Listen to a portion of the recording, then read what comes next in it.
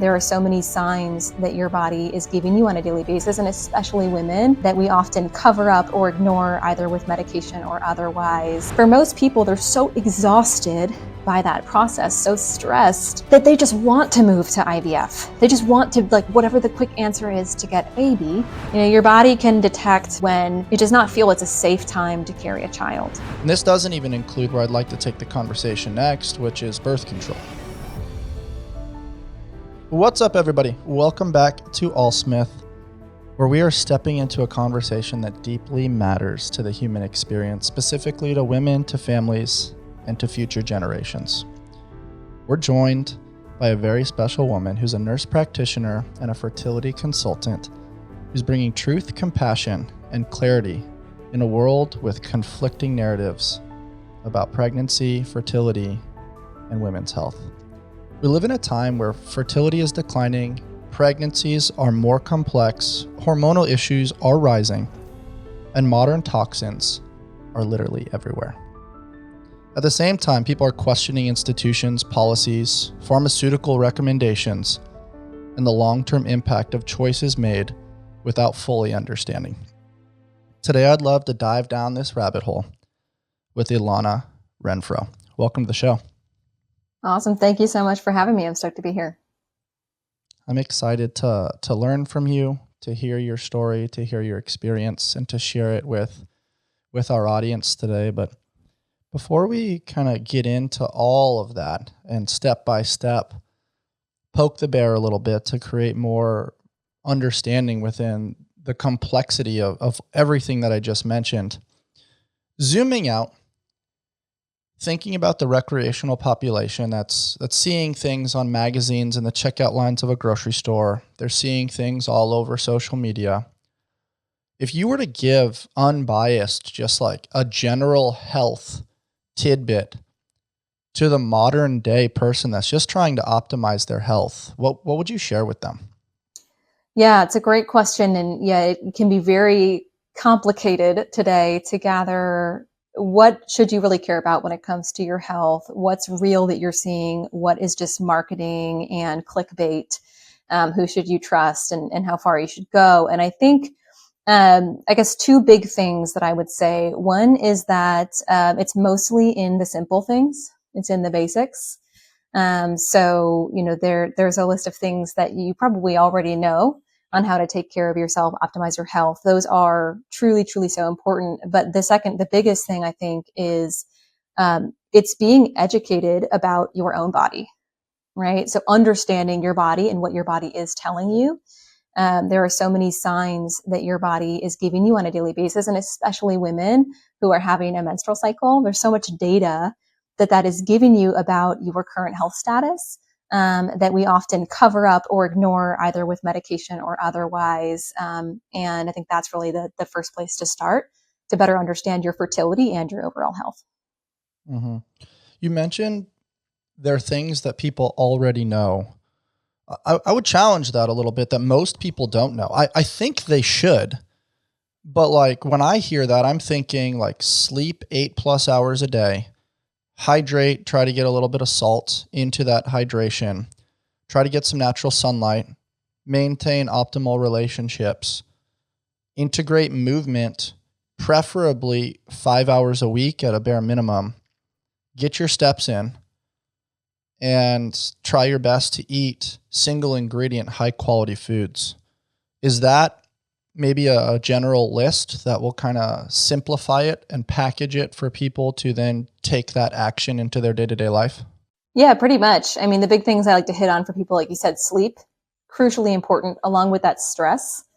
So that's one that's often left off of people's lists that really should be on there. So sleep and stress, hydration, movement, and I say activity is just as important as exercise, right? So if you get up off the couch 3 days a week to go to the gym for an hour, but then the rest of your days you're sitting stationary, you'd be better off if you were having more active days. So activity level is highly important. And then, so the foods that you consume. So yes, it's a minimizing processed foods, like you said, focusing on single ingredient whole foods. and then hitting the key ingredients for your health or fertility specifically. So proteins, healthy fats, high fiber carbohydrates, fruits, vegetables. Yeah, it's well said. The stress component is huge as well. A part of me is like, man, if you take care of all the other things, your stress will be a little bit lower. But I definitely think that's something that has to be talked about. It has to be addressed for sure. So I appreciate you adding that into the mix. When you think about the narrative that's pushed around health, I feel like there's this idea of if you're trying to create compliance, it needs to be convenient. Because most people are like, hey, if the food's not in the fridge and I have to make it and I have to go to the store and go get it, then I'm probably just going to do Uber Eats or hit a Chipotle on the way home. What are your thoughts around compliance being the science and being able to create convenience around these simple choices that you just listed? Yeah, I'm actually really big on that. So with clients and with patients, I say the same thing. So a plan is only a good plan if you're going to stick with it. So you can have these lofty ideas of how to live this optimally healthy life. And if it's going to be a constant battle for you to do so, eventually you're not going to continue with it.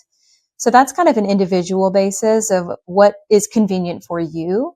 But we talk a lot about that, especially on the food component of, okay, well, if I'm not really a cook, if it's challenging for me to do that, it's just finding alternatives, things that are quicker to make or partially made that are as simple or natural as possible.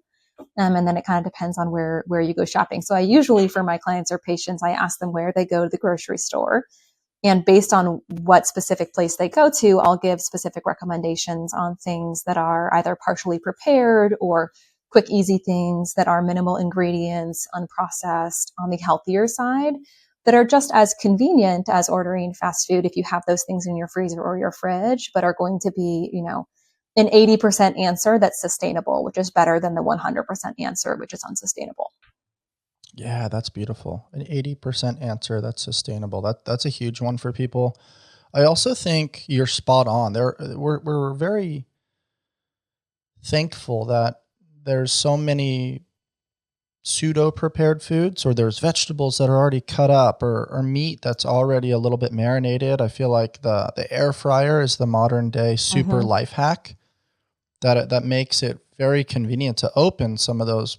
I mean, just the other night we had butternut squash that was already cut up, and open the package, toss it in there, a little bit of salt and pepper, and 12 minutes later it's ready to rock.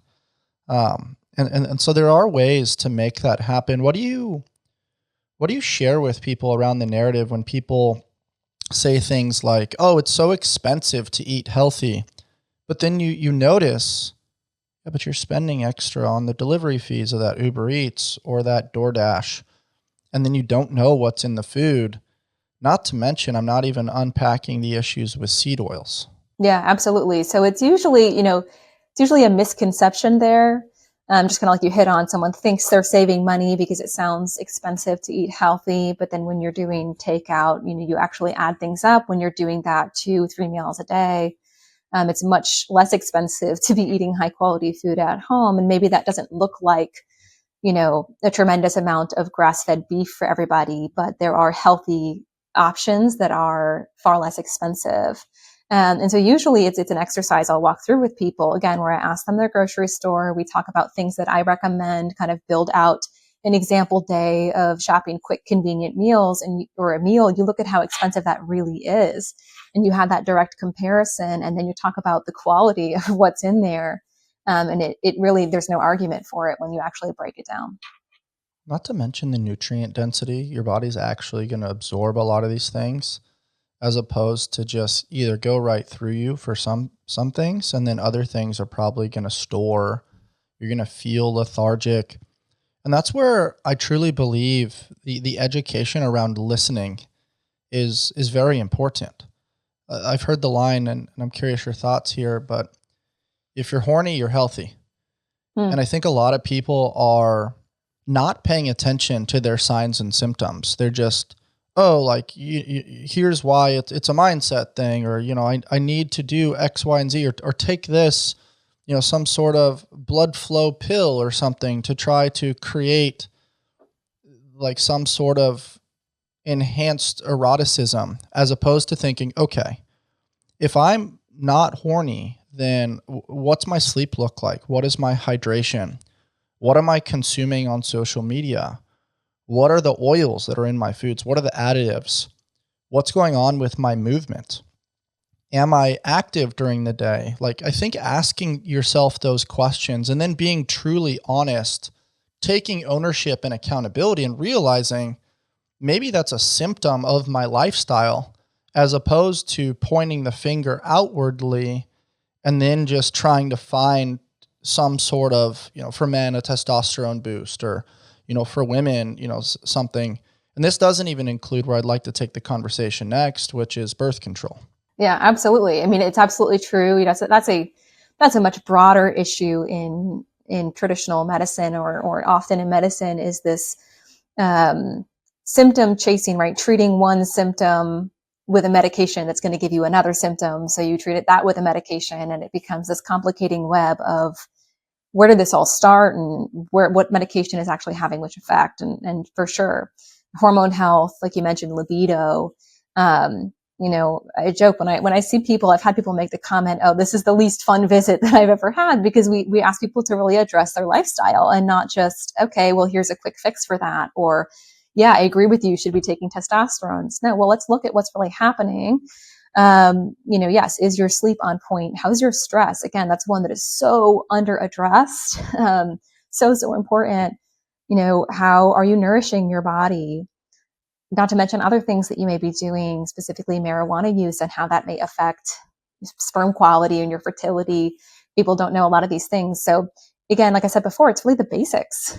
It's, are you taking care of your body? What you put in is what you get out. And, that applies in so many ways into fertility as well. And I think within our conversation so far, people can kind of see the web that we've created. And they're probably wanting to punch me in the face because you're like, Bryce, you've addressed all of these issues, but we've not really isolated them. And the reason why I say it like that is because I think Alan Watts said it, but he said something along the lines of, when you find anything isolated by itself, it's usually connected to everything else in the universe. And the reason why I say that is just in my world of exercise science and movement and fitness, the kinetic chain is the body as a whole. Like if you have an issue in your left hip, it might be related to your right shoulder. There are fascial lines, there's movement patterning, there's how you stand, how you sit, how you drive, how you sleep, various postures that we might be in for long periods of time. And then, like you said, we check the box with some sort of movement, an hour a day, maybe. Hopefully activity is microdosed throughout the day. But I'm curious, as a practitioner, our medical system is kind of created like, oh, you have your primary care physician. You go to them for your generalized checkup to make sure you fall in alignment of said parameters. If you're too high or you're too low in certain things, hopefully you're getting some sort of blood work to get a peek under the hood. Then you're sharing the signs and symptoms that are coming up that are probably most problematic and causing the most interference in your day-to-day life. And then the primary care physician's job is, hey, that's not really my expertise. Let me refer you to somebody in the field that's a specialist. And now they zoom in on that one issue. But like you said, that one issue might be cured with said medicine, said protocol, but then it's unlocking issues with another part of the body. And I usually see that where it's not addressing the body as a whole, it's addressing signs and symptoms. How do you navigate that, communicate and educate that to your patients, but also how do we fix that problem in our medical system? Yeah, it's a great question. And in large part, and I'll address kind of the medical system as a whole first, is it's kind of like you said, when you're telling me about your story previously before the episode on, it's not anybody's fault. Doctors are doing their job, the nurses are doing their job, but it's the way the system is designed and the type of hours, and especially in primary care, there's this increasing pressure on primary care providers and primary care clinics to be profitable and see more patients. And so a primary care visit goes from, an hour to 40 minutes to 30 minutes to 20 minutes to 15 minutes that you're having an appointment with your team or your provider. And they're being forced to address whatever issue you've come in with. And maybe their desire or the reason they got into medicine as a primary care provider is to look at a person as a whole and address that. But their hands are really tied in the system of, well, you can't do that when you see somebody for 15 minutes and you can't get them back for a follow-up for 2 months because you're booked out that far. It's really challenging in a traditional primary care environment to have that sort of relationship with a primary care provider where they are really treating the whole person.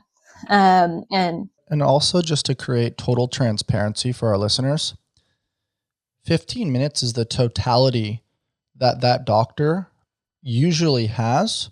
And so 6 to 8 of those minutes are actually spent with the patient. And then they have to integrate their notes.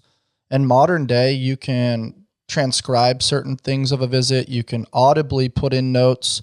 Some doctors have an assistant that's there taking notes, so that makes it a little bit more time efficient.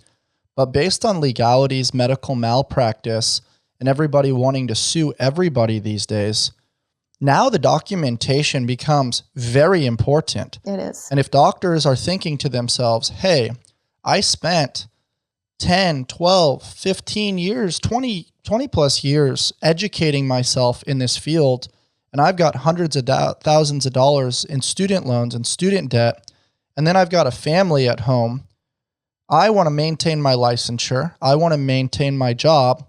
And so, yeah, I might cut this patient visit a little bit short so I can cover my ass and make sure I'm documenting this to ensure that I have a job tomorrow. Most primary care providers will have, a block or two in their day, maybe 15 minutes towards the beginning and 15 minutes toward the ends for documentation time, which in reality, it's not enough time to document all of your visit notes. So that 15 minutes, there's going to be 15 minutes back to back to back to back for each patient without time in between. So yes, they are trying to see the patient, document the visit, not to mention address their in-basket of patient messages, lab results that have come in for the day, other things that they are responsible for handling throughout the day. And a lot of those things, those are quality metrics that a medical provider is actually evaluated based on how full is your in-basket, how quickly do you evaluate and address lab results that come in, how quickly do you respond to patient messages. So there's a lot of pressure to be doing so many things at once and to see so many patients throughout a day that time spent with a patient just gets compressed and compressed and compressed. Yeah, that's a very honest picture for people to now see. And then you think even a step further, burnout. Mm-hmm. These doctors are now working crazy shifts. And it's not to knock them. It's that, wow, they're limited in their time. Their hands are tied.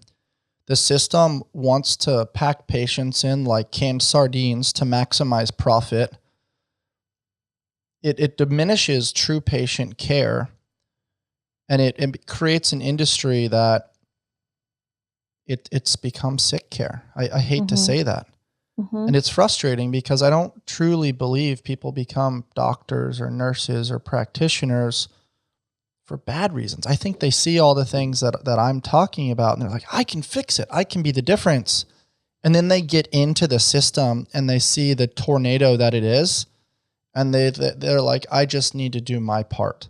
And then the system continues and there's never a disruption, or at least in my lifetime so far, there hasn't been a disruption until you see the chaos that's happening with RFK Jr. in all of these different court cases, challenging the system and potentially putting a target on his back. Yeah. I mean, it's the trap. It's how you get into this reactive medicine model, like you mentioned, sick care. And it's,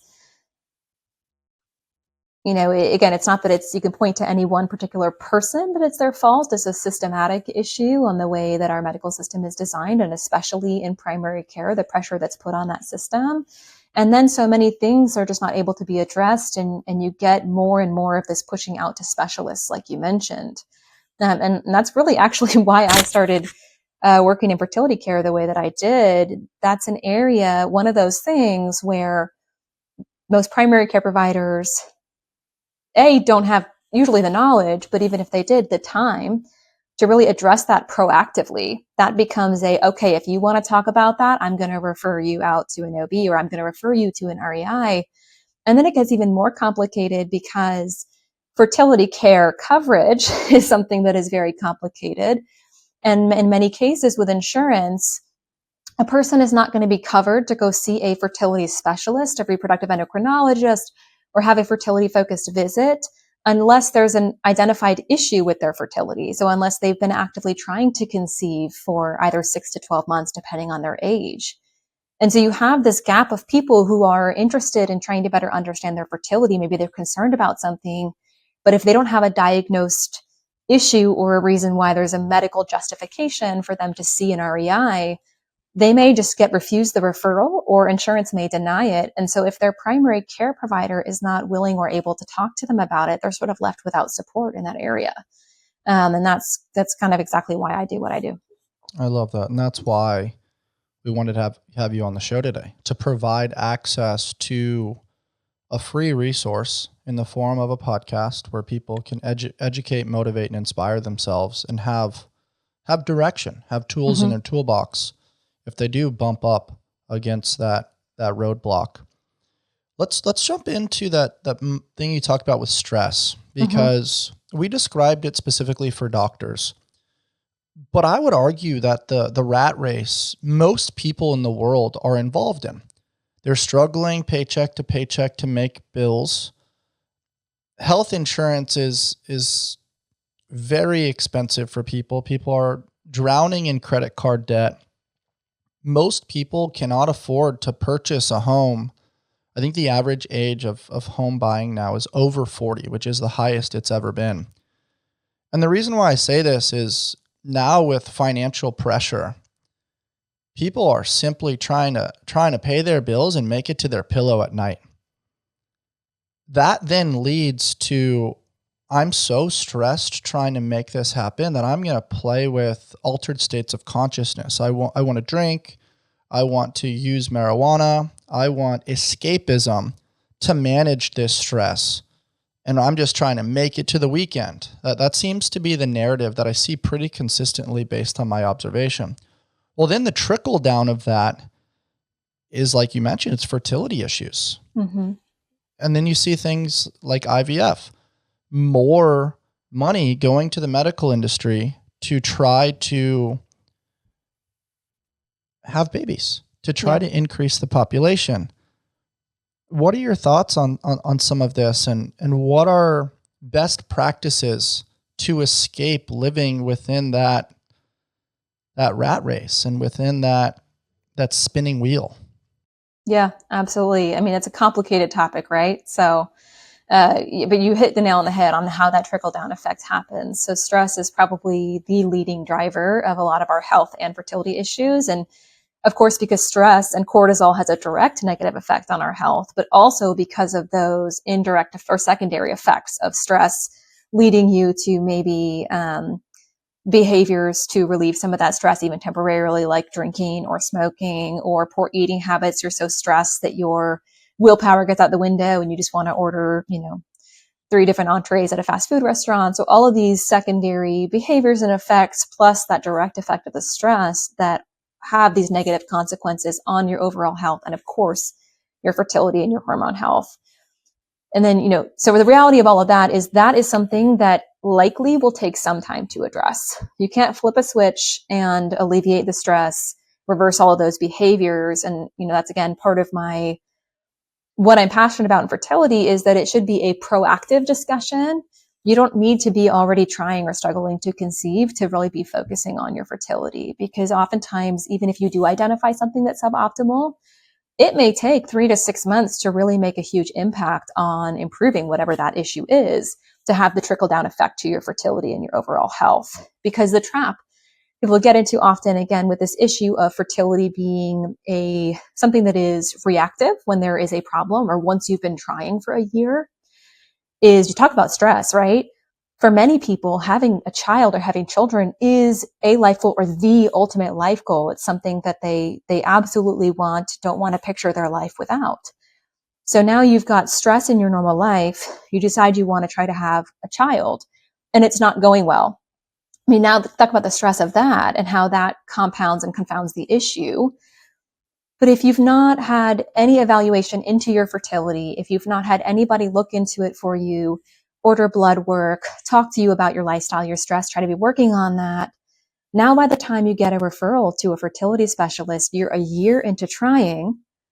If you identify an issue, let's say now it's going to take 6 months to correct the issue, and then it could take another 3 to 6 months to get pregnant off of that.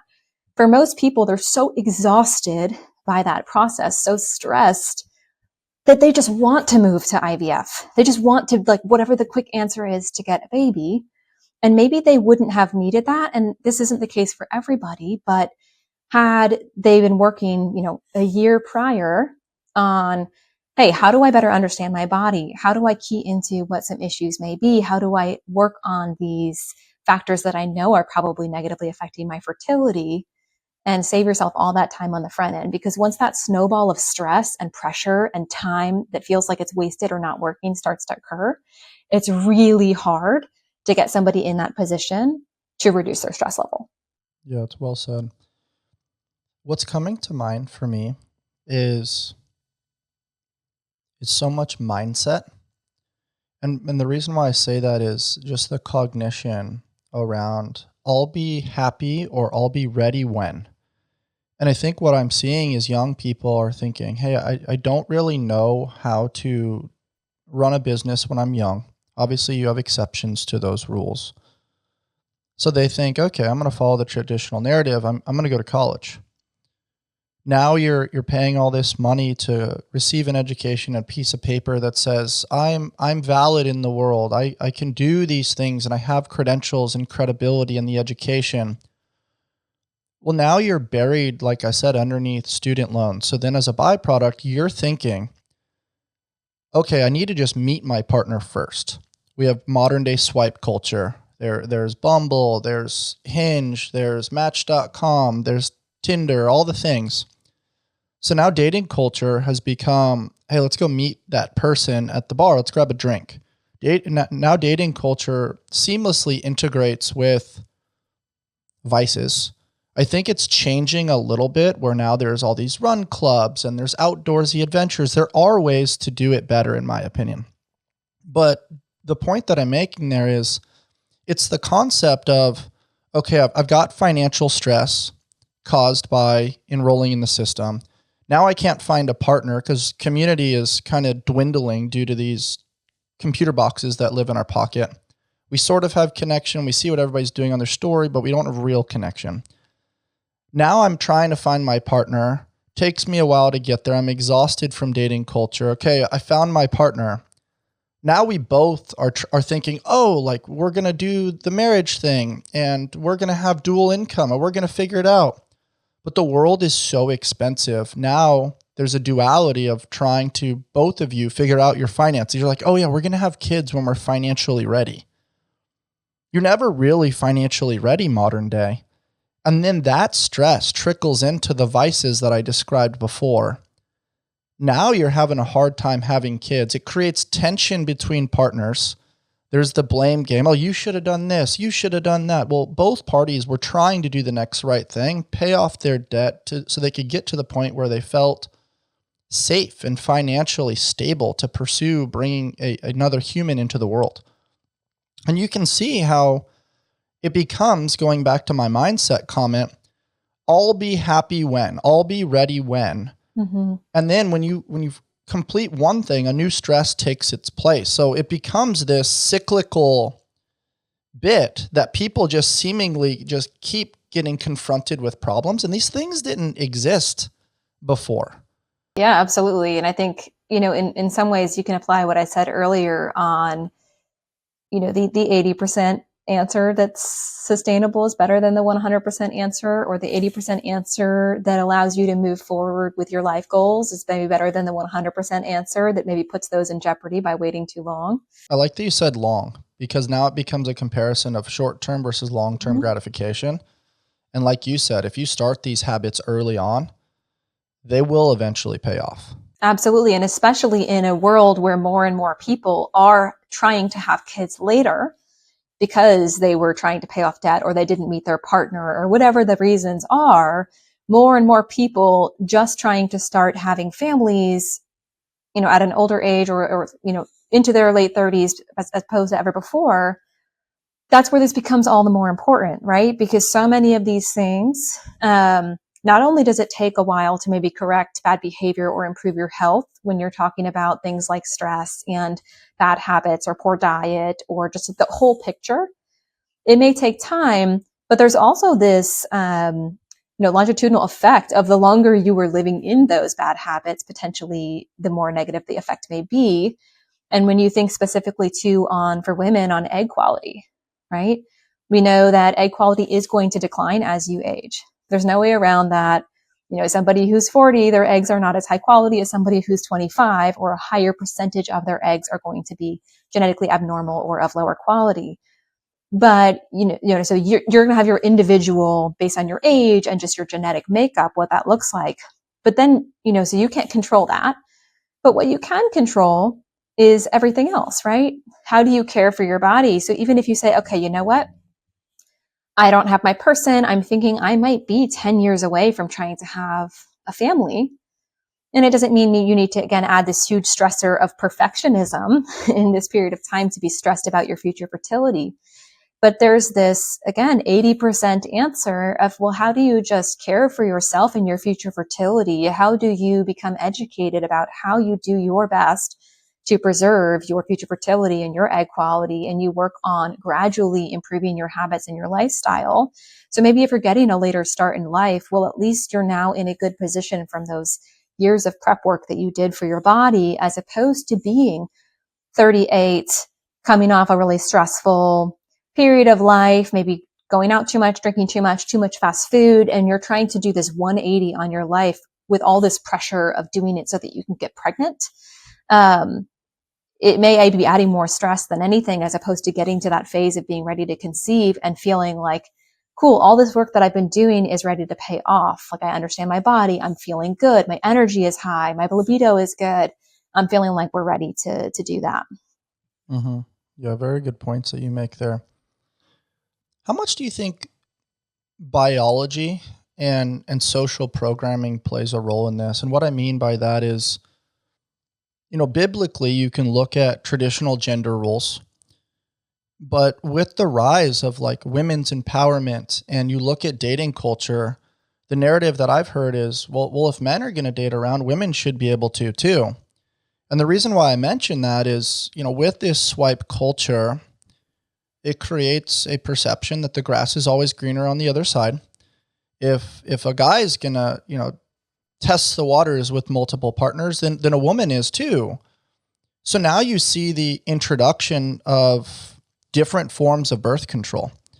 You see the piece in the arm, you see the pills, you see the is it called an IUD? Mm-hmm. And so now, like, women are trying to protect themselves. They're trying to find a partner. I think both sides are like genuinely attempting to find the right outcome for their ideal life. What are your thoughts on modern day dating culture and this contrast and push and pull between the masculine and the feminine? Yeah, it's a good question, and it's a complicated topic. But in general, I think you alluded to it a little bit on this idea of the grass is always greener. And this, that didn't used to exist, right? You would go out there and try to find your person, you would maybe date. But before the world of dating apps and you can swipe and you have hundreds of thousands of people to look at, you're constantly comparing somebody that may seem like, oh, I could be compatible with this person. Oh, but this person could be better. And there's this constant comparison before having the opportunity to really get to know someone. You're already comparing them to all of these other people. So I think that is, harmful to both men and women. I think it perpetuates this idea of not wanting to settle, or not being ready to settle down. And, so I think that on the dating culture for sure.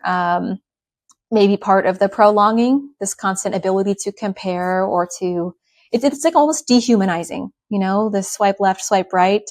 You don't view that person really as a person. It's a game, right? It's a game. And so I think there is a disservice to people in that. And I apologize. What was the second piece of your question? The Trident family taught me something really important this last year, that we are all a bundle of stories, both good, bad, and everything in between.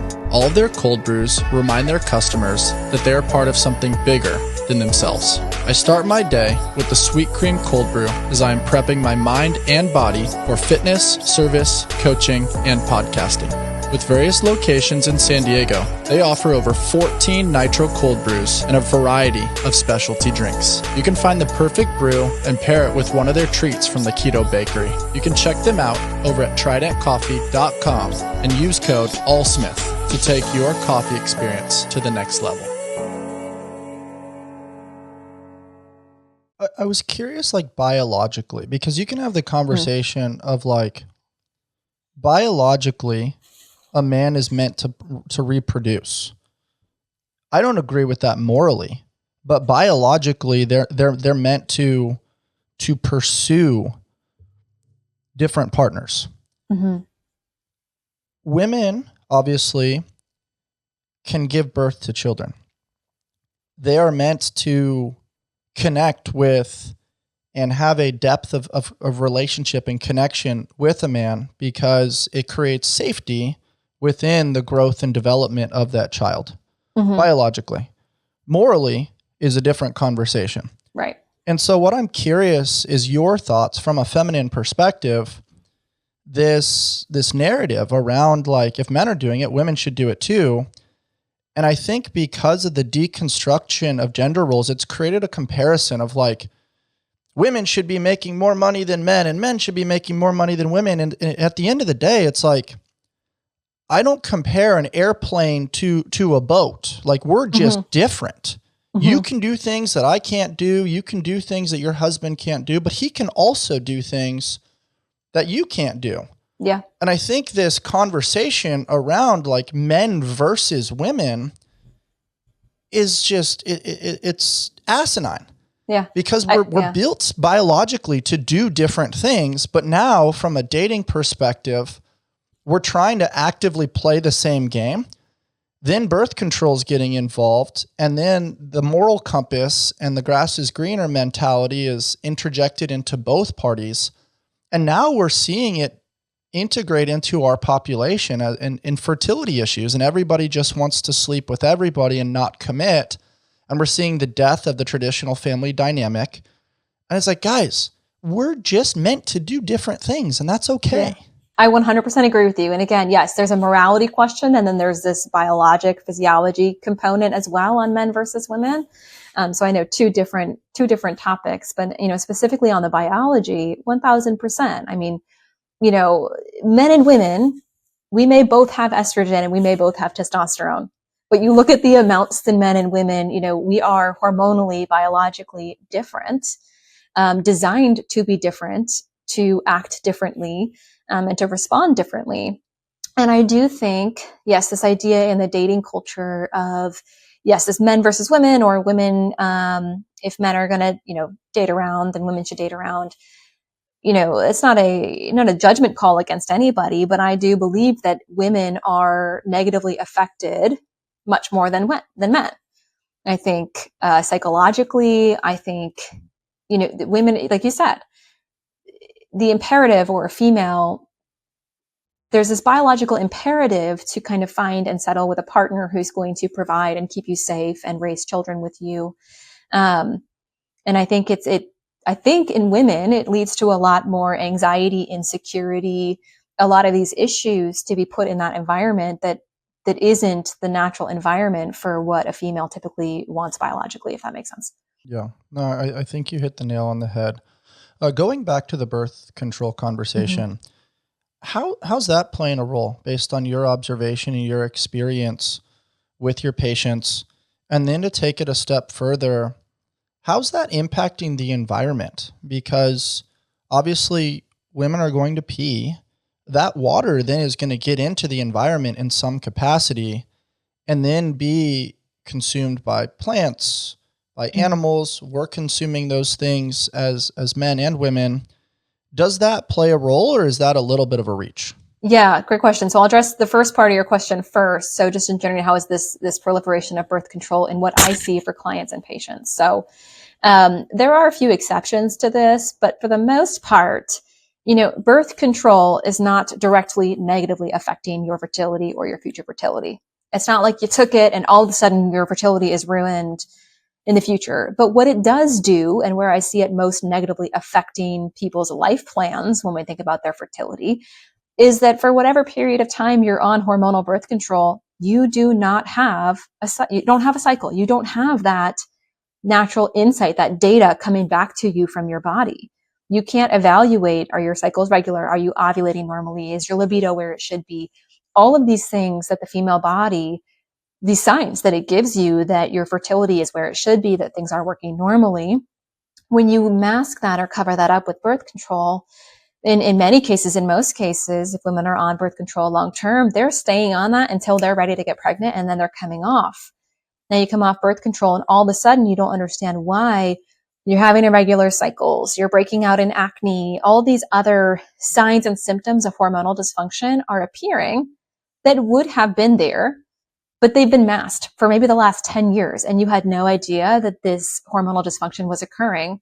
Well, now you're just at a disadvantage from a timing perspective. You had no idea. Now you thought you were ready to start your family today, and maybe now you're starting to uncover and address a hormonal issue that you could have known about had you not been taking those hormones for that long. So that's where I see it affect things the most. Like I said, there are a few exceptions to that, like the shot. So the Depo-Provera shot that women can get is a shot, every 3 months. It'll work as birth control. They get it every 3 months. But that one, and again, a disservice that so many times a woman is not told this when she starts taking it. It could stay in someone's system for up to 18 months. So in some women, even after stopping that shot, they may not start to have a normal cycle again for 18 months. So that can cause a real issue with that short-term fertility in that next year. But otherwise, for the most part, it's more an issue of it hiding an issue that you otherwise would have been able to uncover. The second piece of your question from an environmental perspective, I don't want to overstep my knowledge on that area. I'm just going to speak kind of theoretically, I guess. So, I haven't looked so much into that specifically. I don't know if I have a super high level of concern on that, given how much of those drugs, those contraceptives, hormones are actually metabolized and absorbed, as opposed to what would be, urinated out, or what would be left behind. I would think it would be not my highest level of concern when we think about larger issues with hormones.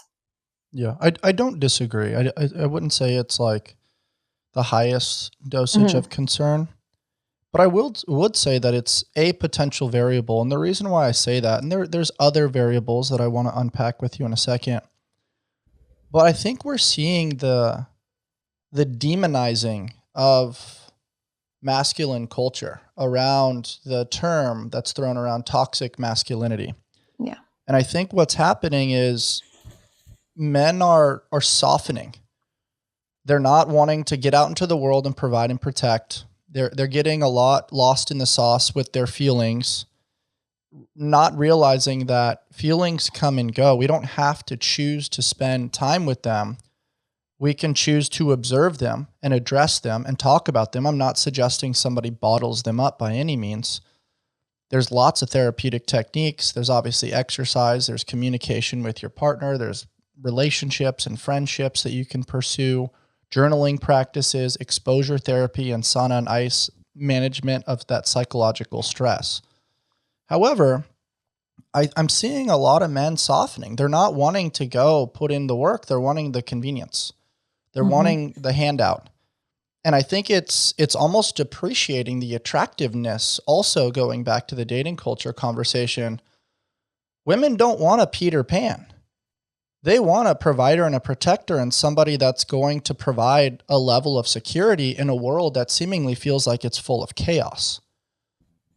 And I'm curious, like, is that coming from microplastics? Is that coming from the narrative where, hey, if I soften and I don't speak as firmly and I can be a little bit more gentle in the world, I'm going to get more liked and more attention? Like, what's the narrative? Why are men seemingly taking on that behavior? Yeah. And what is your perspective as to how that's negatively impacting this fertility conversation?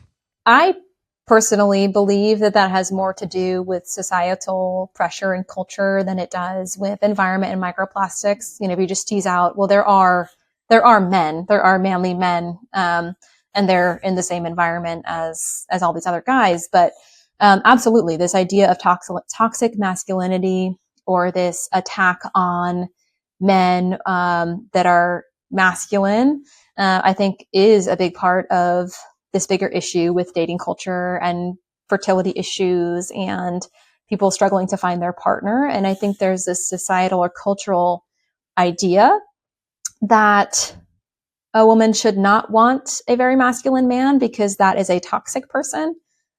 But I think women do really want that. So they struggle with this.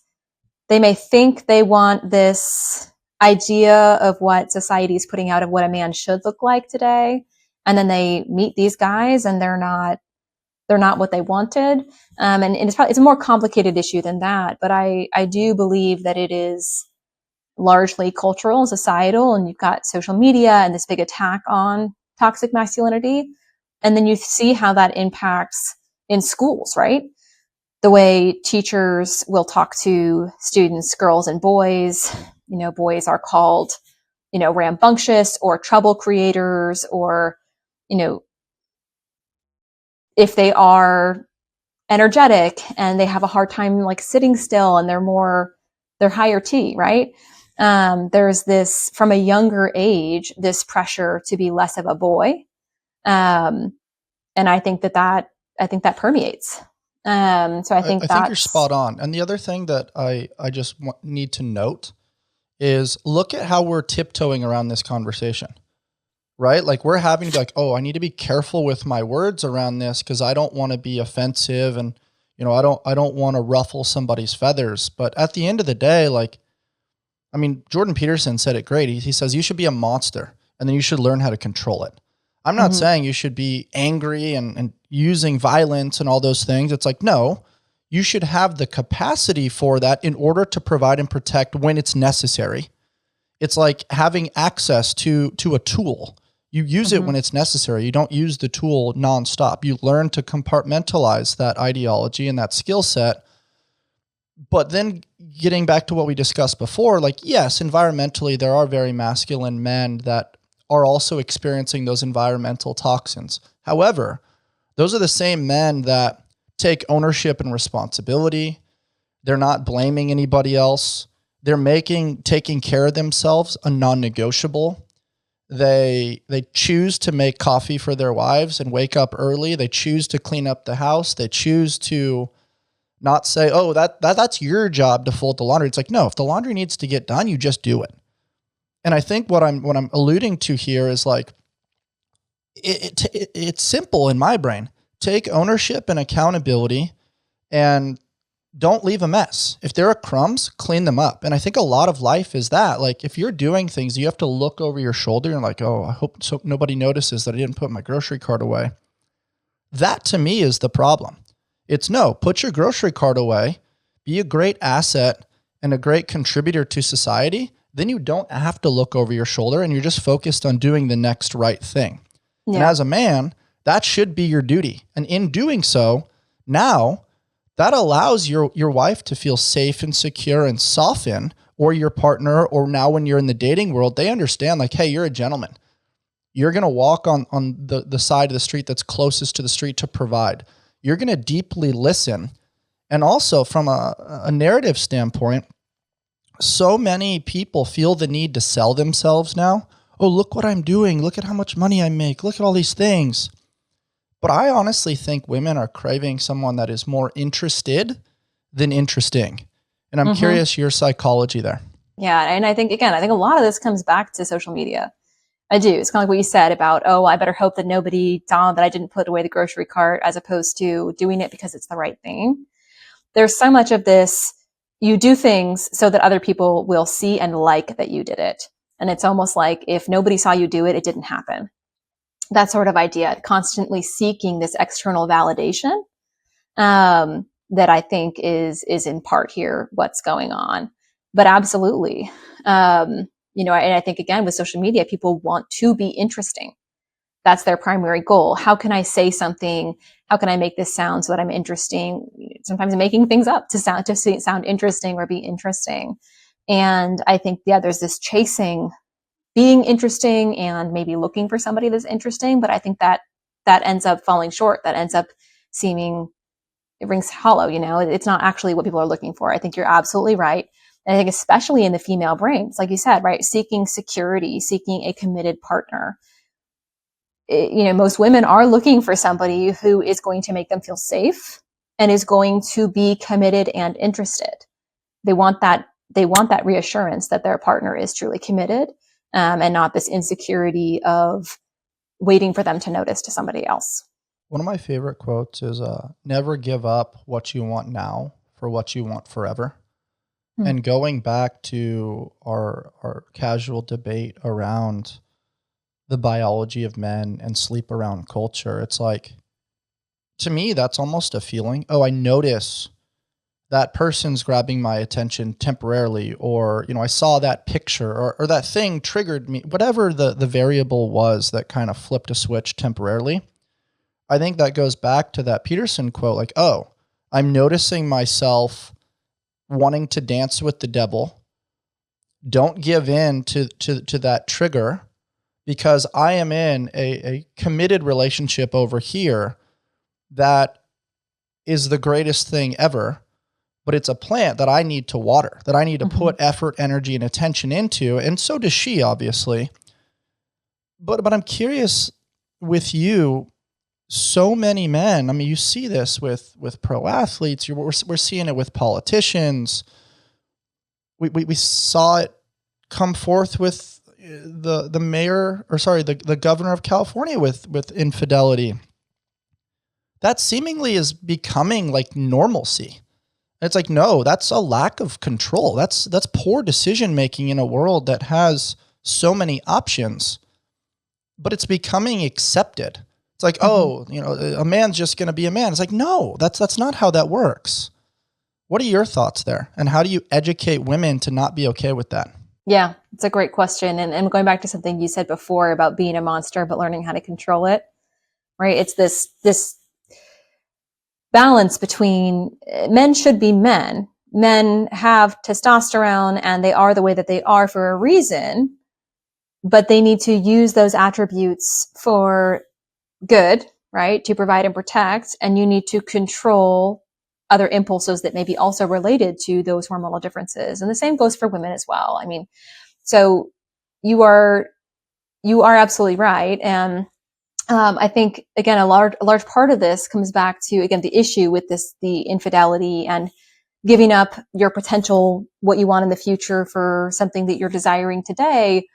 It's going back to this instant gratification. And it's the same reason why so many people struggle with making improvements to their health, because they want to go with what's convenient, right? It's this idea that modern convenience has become so expected. We expect everything to be available to us when we want it, as we want it, without requiring much effort of us, that we've all become soft to that, right?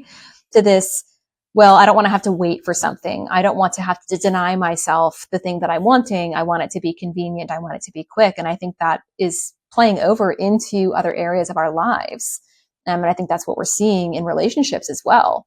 When it gets hard, when a relationship will get hard, you need to put work into a relationship that you want to last. It is something that you need to tend to water, to pick weeds out from.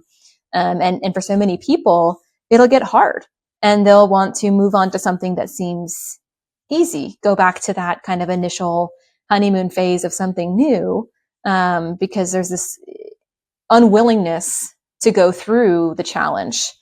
where it's in the challenge that we actually grow. That's where we develop. That's where relationships take on a deeper meaning and become really significant. And so I think that's a large part of it as well. Fireworks or holidays are really only few and far between. They come a few times a year. Most of life is mastering the mundane. Mm-hmm. It's using the restroom and brushing your teeth and taking care of the dogs and the baby in the morning. It's making breakfast. It's doing dishes, doing laundry, going to work, paying the bills, cleaning the yard, having the hard conversations, better understanding why one person's tone was this when the expectation was that. How are we going to go visit the in-laws? There's a lot of nuance that's seemingly not sexy within life. But mastering the mundane is summarized with a few cliche quotes that I think people sweep under the rug thinking that they're cheesy, like discipline gives you freedom. Eat quality foods, and you're not going to have as much illness or disease or inflammation. But I think sometimes, going back to what you said around this immediate gratification, I like to summarize it with, I can't guarantee that bad choices are going to give you the most optimal results, but I can guarantee that bad choices will inevitably give you bad results. How do you create buy-in around that strategy and that structure for your patients? Yeah, that's a great question because, the reality, especially when you think about fertility, right? I could never, nor would I ever try to guarantee or promise someone that they'll have a baby, right? You can't say, okay, if you only do these things or you do these things right, you will definitely not struggle to have a child. But it's like you said, if you are not taking care of yourself, if you don't have good habits, if you are engaging in these negative behaviors, it's a very good chance that things are not going to go the way that you wanted them to. And I think, in terms of creating buy-in for people, kind of depends on what stage of a family planning journey somebody is on. For the person who's already trying to conceive or has been trying to conceive, they're bought in, right? They're right there. It's that idea that this is something they're wanting now. I work with a lot of people kind of well in advance of wanting to try to conceive, and you do have to get that buy-in of, okay, how do you get somebody to turn things around without this guarantee of a good outcome, but to understand that if they don't change what they're currently doing, that, there is likely to be a poor outcome, or their infertility rate, their miscarriage rate is going to be higher even if they do conceive. And so that's in part, with knowing the person you're speaking to, that's kind of coaching in general, right? How do you get to the heart of what someone's motivation is, what's really going to move the needle for that person to get them to buy in. But there's an advantage of working in fertility that, like I've said, having children is such an important life goal for so many people that, more so than losing weight or anything like that, that people are more often willing to put in the hard work for something that is so important to them in the future. And I think especially as more and more of the people that I see are coming to me because they're in a group of people now, their friends are starting to have kids, and they've been surprised at the number of people that they know that are now struggling to conceive, people that seem like they shouldn't be having a hard time. So there's this also cultural assistance for buy-in of, hey, it's, 1 in 6. Some people are now saying even 1 in 5 couples that struggle with infertility. So this is not, you're going to put in the effort where this isn't something that is very unlikely to affect you, if that makes sense. That seemingly didn't feel like a problem 20 years ago. And now we're seeing the conversation around population control. We're seeing vaccines and the conversations around fertility, specifically hepatitis B and autism and all those things. We're seeing microplastics. We're seeing potential cloud seeding and the conversation around various toothpastes and the ingredient profile in those things, creating aluminum coming into the brain.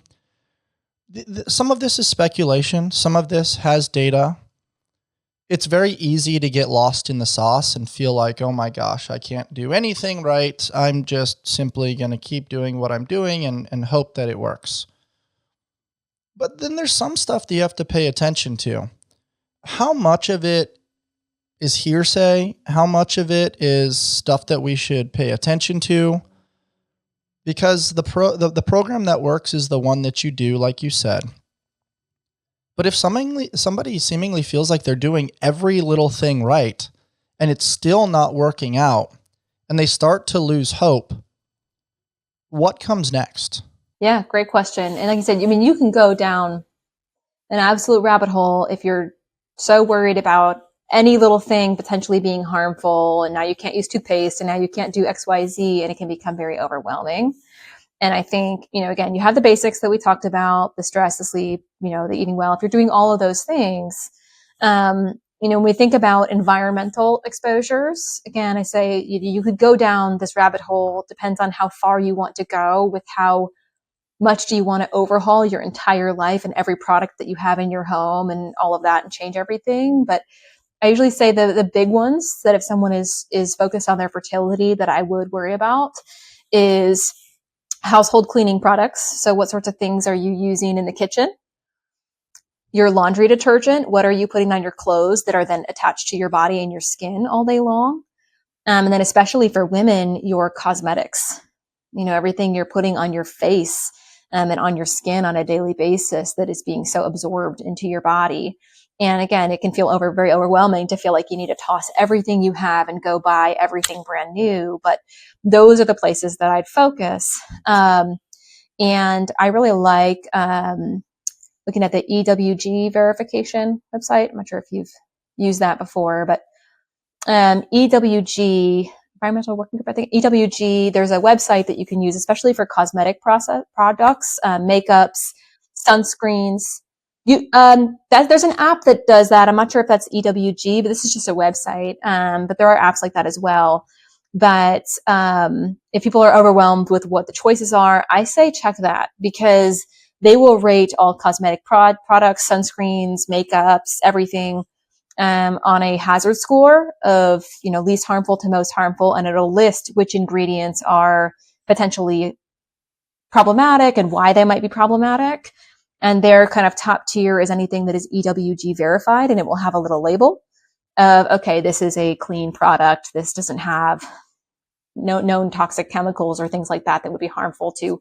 And they do break it down based on like carcinogenic compounds versus reproductive concern. And so I'll use that for just, picking your most used items for your makeup. Is it your mascara and your foundation? What are the things that you put on you the most? And trying to visit a site like that and choose an alternative that is going to be less likely to be harmful. So it's making those key changes from your environment, from a I guess a toxin perspective. And then of course, the bigger piece is addressing, well, do you have any other major concerns or exposures? Do you work around any sort of chemical or near aircraft or anything like that you need to be concerned about, your PPE use and how you're protecting yourself if you're working on a daily basis in those sorts of environments. How important are fragrances, colognes, Yeah, that's a candles, big one. scents? I mean, I love smells, especially around Christmas time. We just got our Christmas tree the other day, but as you're walking through the store, you're like, oh, that candle looks cool. That one smells like pumpkin. That one's pumpkin pie. That one's like apple crisp. Yep. And those things seemingly are not the best for reproductive health. Yeah, 100%. So yes, with fragrances in particular, it's the phthalates that you want to be mindful of for reproductive health, especially colognes for men. Trying to choose something that is phthalate free. And same for perfumes for women. So that's another area. I mean, if you're somebody who wears perfume to a special occasion once every few months, that's not too much of a concern. But if you're using something regularly, then you're going to want to swap that for something that is phthalate free. What have you found as far as like optimal for odor control? Because I've seen a lot of people that try the healthier deodorants, the aluminum free. Sometimes it's fluoride free toothpaste. They're using different things to try to manage just general body odors and oil and things that get excreted from just being a human. But sometimes people have a certain odor to them, and sometimes that's nutrition related, sometimes it's hormone related. But inevitably, from what I've seen and observed and personally used, some of these optimal ingredient products don't work. And they seemingly leave you stinky, and then obviously getting ostracized from the tribe or from the group. And that obviously isn't the goal either. Yeah, absolutely. And that's a challenging one. And that is a fine line, sometimes of trial and error. Because, you want to balance choosing the things that are cleanest or less likely to harm you, but you also need to live in society and you don't want to go around absolutely stinking all the time. And so, I have things that I'll personally use, but I'll admit I am at a baseline not a very smelly person. So I don't have a hard time with them. But for example, I've tried to get my husband on board with some of these products, and he's like, hey, I'm just a stinky human, and I've tried these things and they don't work. And I haven't got him to buy in on the healthier deodorant option. So I'm in alignment with him. I love my Dove for Men. yeah. So, I know it's not helping my health, but it definitely is a smell that I personally like and something that gets me through the day to day. So it's something I'm just, like you said, the 80-20. It's something I'm not willing to sacrifice. mm-hmm. But then I hear some of the other ones and I'm like, okay, like we could cut that out or we can add that in. 100%. And you'll never get somebody to buy into every single recommendation that you have. There's exceptions to that. They're the super highly motivated. They've been struggling to conceive for a long time and they're ready to do anything and everything. But for the most part, you're trying to, it's just about educating. Okay, here are all of the things that you're probably most commonly exposed to or using that I'd recommend trying to swap to improve potentially your reproductive health. And maybe of that list of 10 things, they'll be willing to give 6 of them a try, 7 of them a try. And there's a couple things that they're like, hey, this is my one product. I've tried other things. It doesn't work. And that's okay. It's where can you make improvement? Again, it's not about perfectionism, especially if that's going to cause stress in other areas. And so this is fine balance between how do you start to improve things, improve your health? How do you focus on your fertility without obsessing over it to the point where it's actually creating so much stress in your life that you are working against yourself? And that's a common or a fine line that I'm often balancing with clients who are really focused on their fertility. I'm glad we touched on that. I think that adds some great value to people. You mentioned trial and error. I personally believe so much of science is trial and error. It started as kids in the sandbox, like, oh, that's cool. Let me try this. Oh, I have a hypothesis. Let's do this thing. And then we'll try to see what's on the other side. We do that as humans with products, like you just mentioned. We do that with food. Mm-hmm. Some of that is relationships or lifestyle. But you mentioned that website or that app that like gives it a stamp of approval. But I see all kinds of things that are FDA approved, and I'm like, whoa. Ozempic being one of them, some of these GLP ones. And then I'm seeing things that get the stamp of approval that are seemingly organic, but now they're sprayed with a peel, which is the famous ingredient that's sprayed specifically on ingredients at Sprouts that gives it a little bit more vibrance when it's up on the shelf. It elongates the shelf life a little bit. Dr. Paul Saladino talks about soaking your fruits and vegetables in baking soda to try to mitigate the exposure to things like a peel. I personally don't trust science anymore. And I think a lot of the world is pushing back and not trusting it anymore because they're like, well, that study was funded by Pfizer. Well, if Pfizer is trying to have X, Y, and Z product maximize its sales, why would they want an outcome that's going to go against their profit margin?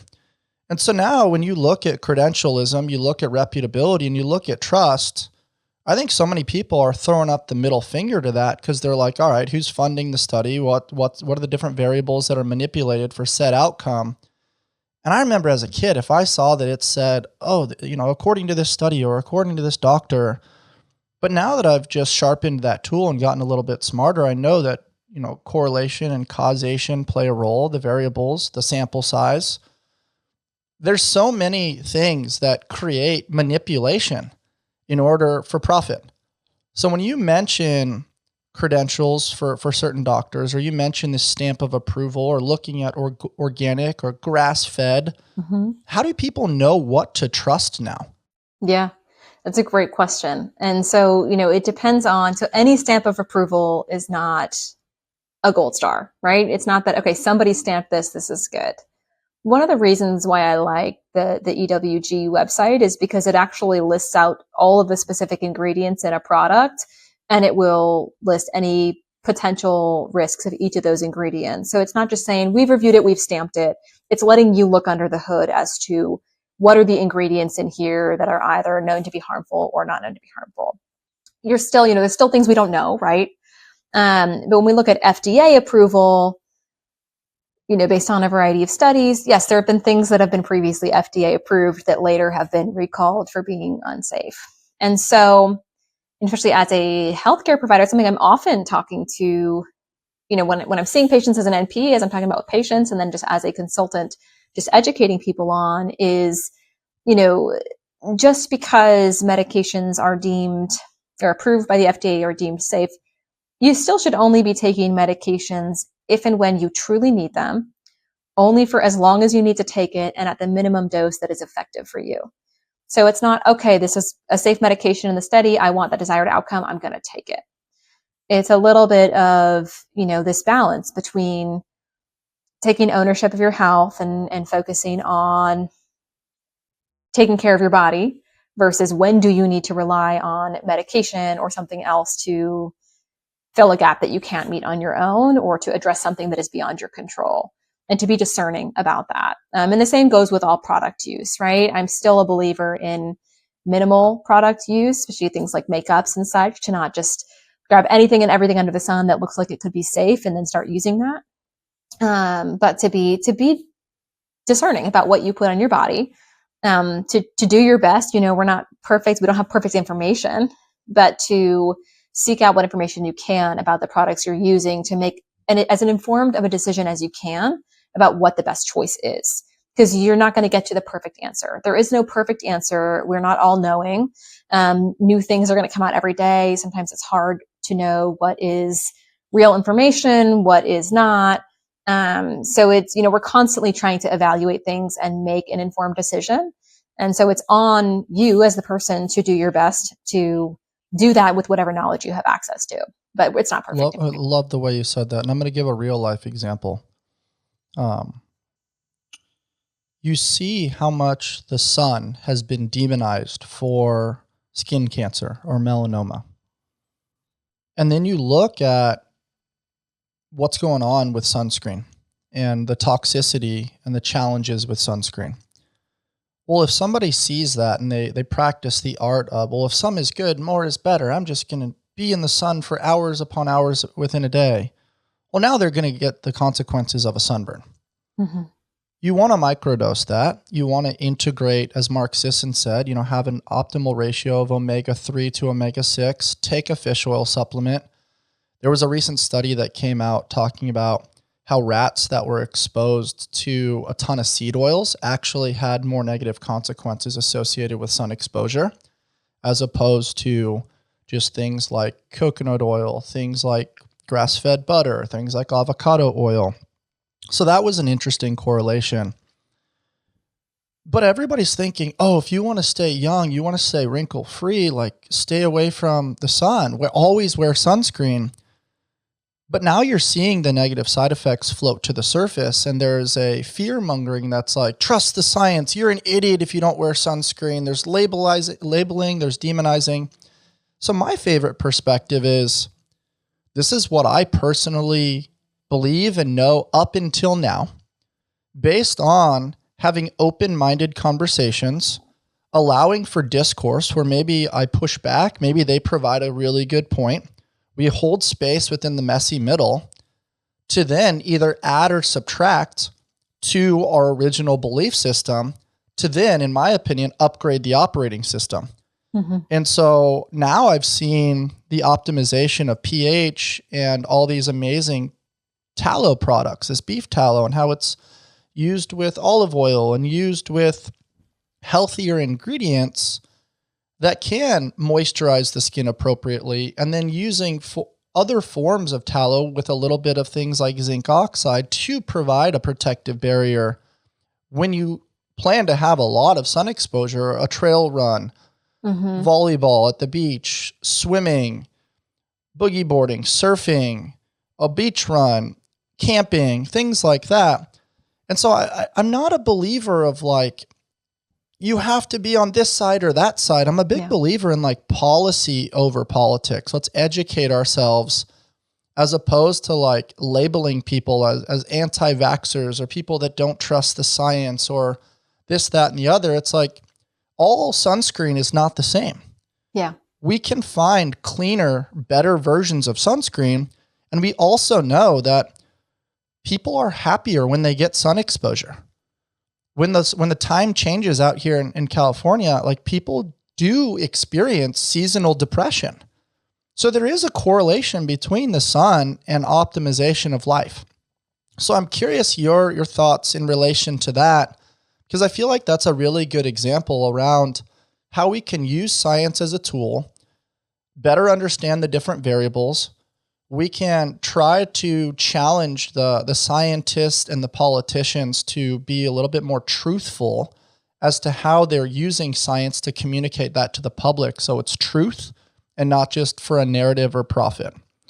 Where do you land in this part of the conversation around products and usage, trusting the science, and realizing that like not all things are created equal? Absolutely. And I think, the sunscreen example is a really good one. Because people, you either have to be pro all sunscreen or you can't wear any sunscreen, right? There's no in between. And we are like that on so many topics. And I think, politics exacerbates that to the nth degree because of, the politician is meant to appease their own, they have people they are responsible to, if that makes sense, that are viewing things one way or the other. There's this divisiveness, obviously, in politics that tends to make things very inflammatory on one way or the other. But we see that in life too. Again, with social media, people love to be offended by things. It gives them kind of this sense of community to be offended by something and to be on the other side of an issue. And people are very quick to, somebody says they maybe are concerned about something. Well, you're an anti this person. Okay, well, you're put in this bucket, right? And I think, especially when you think about when you have politicians or you have people coming out and saying things about health or reporting on things about product or what is safe or what is not safe. And we see a lot of this very inflammatory language around it. Well, that immediately gives me pause, right? Anytime somebody is coming out and saying this thing is demonized or this is the best thing ever and there's no risk at all to it, I'm immediately suspicious of whatever the product is, right? Or whatever the recommendation is. I think it goes into, I think that you're making a great point there, but I think it also goes into what you alluded to, which is social media and YouTube culture. The hook is what gets people to click, right? Like sunscreen is bad. Let's just say I titled this episode that and, put all kinds of emojis and pictures all over some sort of thumbnail on YouTube. Now people are just going to be like, wait, what? Huh? Let me click that. You get some sort of reward for it, but you and I can honestly be like, hey, well, that was just like a very small part of the conversation. That wasn't really the whole thing. Yeah. And we didn't actually say that. That's taken without context. So not only would you, as somebody who's trying to get people to listen to your podcast, be rewarded for putting something like that out there, but the people who would take offense to that are actually being rewarded as well. Our brains actually, there's this dopamine release. We have this enjoyment of being offended, which sounds counterintuitive, but there is truly a response of pleasure when somebody offends you, that you feel justified. You feel like you're justified in your anger. You feel like it's almost like an identity that you're given to be kind of coming at this person or to be offended. And it's an interesting response that we don't often think about, but so that it's perpetuated, right?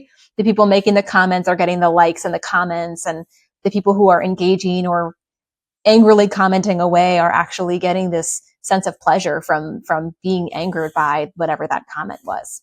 Reeling this conversation back in a little bit, having children is beautiful. I feel like anytime you're lost in the sauce and the world is pulling at you in various directions, you can turn to the honest, pure authenticity of children and dogs Mhm. before the world's really gotten a hold of them.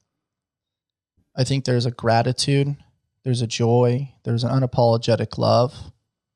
I'm not a parent yet, but observing those things is special.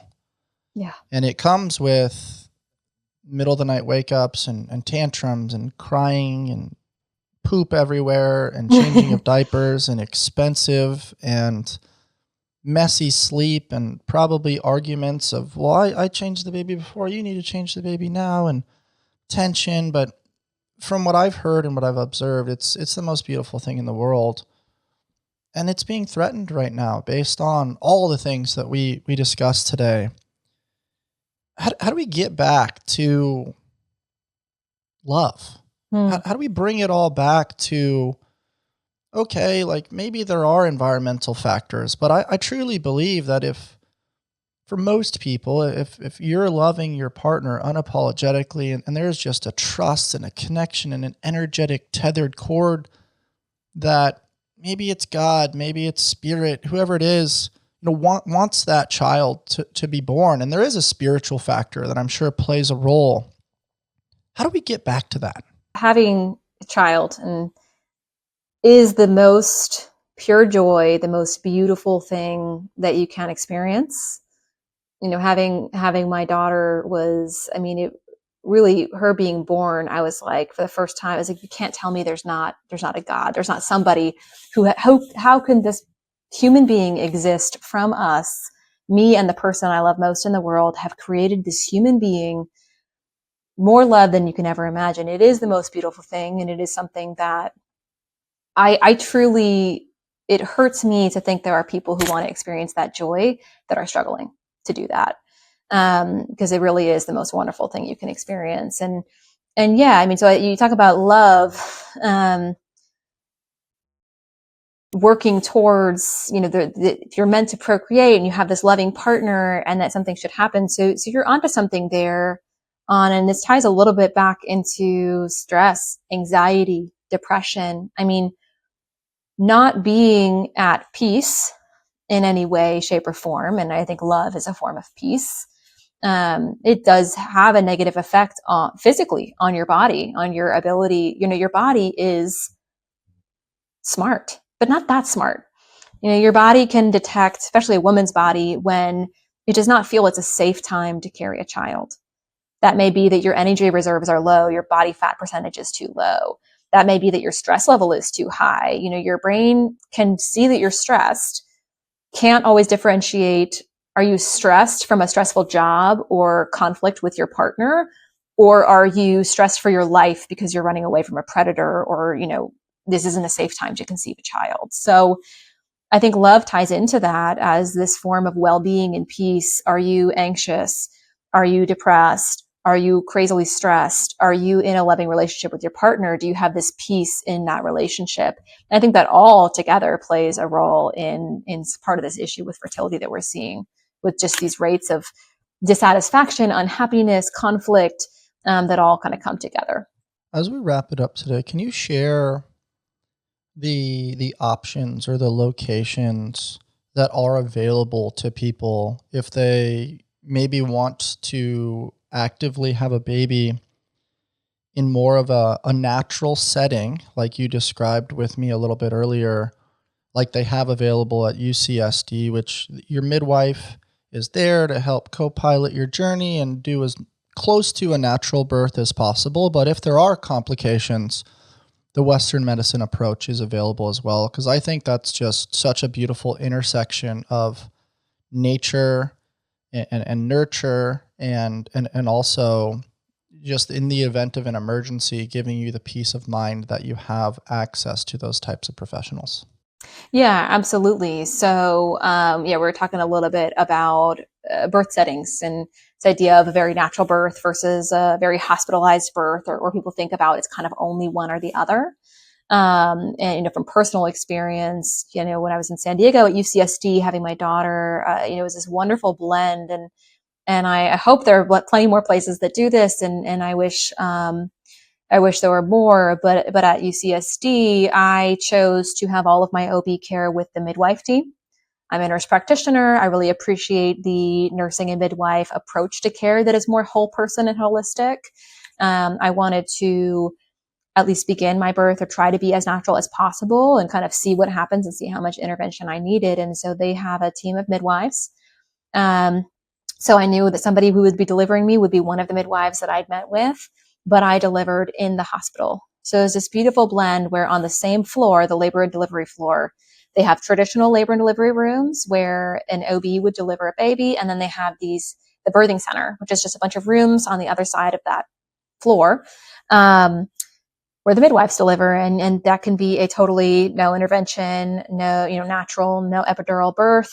There's bathtubs in each room where you could be laboring in the bathtub. They have laughing gas if you want that for pain relief as an option before going to something like an epidural. And then there's always that opportunity, so if anything did happen, if you were trying to go for a lower intervention birth, something went wrong, umbilical cord issue, or the baby started decelerating or was in distress, that you were already in the hospital right there if you needed extra care. So I found that to be gave me a lot of peace of mind to know that I could feel confident in the type of birth that I wanted to have and with the kind of medical support that I wanted to have, but know that if things went out of my control or there was an unintended complication, that I would not be minutes from a hospital. There would be no delay that would put me or my baby at risk. I like that as an option. It seems like a very beautiful combination. When women are trying to conceive, what comes up as far as anemia, iron deficiency, and what are your thoughts on prenatal supplements? I am generally a big fan of prenatal vitamins. Of course, there's going to you like. Yeah, there are a couple brands that I do like, and I'll kind of go through firstly what I think the most important ingredients are in a prenatal. So there, of course, are going to be people who have an absolutely perfect diet 100% of the time, and they may argue that they don't need anything, and I'm not going to argue with that person. But the reality is when you are trying to conceive, there, especially in the 3 to 4 months before you're conceiving, that's when improvements for egg quality specifically are going to matter. So a woman's born with all her eggs, but the final maturation of an egg takes this 3 to 4 months, or it's kind of that 3 to 4 months before that egg is ovulated. So that's when it's really, really susceptible to lifestyle factors. How are you caring for your body? Making sure you're not smoking marijuana or drinking excessively. And how are you nourishing your body? There are specific supplements that can be helpful there, as well as when you do become pregnant, right? Then there it becomes very, very important. I think everybody should be on a prenatal during pregnancy, of course. Even if you typically eat a healthy diet, you don't know how first trimester morning sickness is going to affect what you decide that you can consume. But I'm a big fan of prenatals. I think some of the most important ingredients in that are going to be vitamin D. We've talked about sun exposure, et cetera. Many people don't sufficiently absorb vitamin D through the amount of sun exposure they get or through their skin. And, I think it's 60% of the population is insufficient in their vitamin D levels. It's just not routinely checked. So vitamin D is something I recommend for everybody. Omega-3s, incredibly important. That is often not included in a prenatal. Some of them are. So a bonus if a prenatal has omega-3 or it's taken separately. Folate. So people say folic acid. I'm actually a big fan of methylated folate, which is the bioactive form of folic acid. A certain percentage of women cannot efficiently convert folic acid into methylated folate. So you want to make sure your folate levels are high enough. Vitamin D, folate, omega-3s, probably going to be the most significant ones. And then if you're wanting to go above and beyond in terms of egg quality, depends on your age. Do you really need it? But CoQ10 is something that is very effective. Again, it's that 3 to 4 months before you're trying to conceive to be taking something like that to help with egg quality. That's very helpful. This was fun. Thank you so much for joining me today and playing ping pong around health, wellness, fertility, and the chaos that is going on in our world. Yeah, absolutely. It's my favorite topic. So glad to have me on here. Where can people find you? My fertility consulting business is Phase Zero Fertility. So you can find me on Instagram at Phase Zero Fertility, and DM me there if you want to connect. Ladies and gentlemen, Ilana Renfroe. That was a beautiful conversation. We appreciated you so much. For those of you that tuned into our conversation, if you have questions, comments, concerns, throw them into our DM at allsmithco. Throw them into the chat. Throw them into our comments on YouTube. And as always, stay on the hunt for who you've not yet become. Till next time.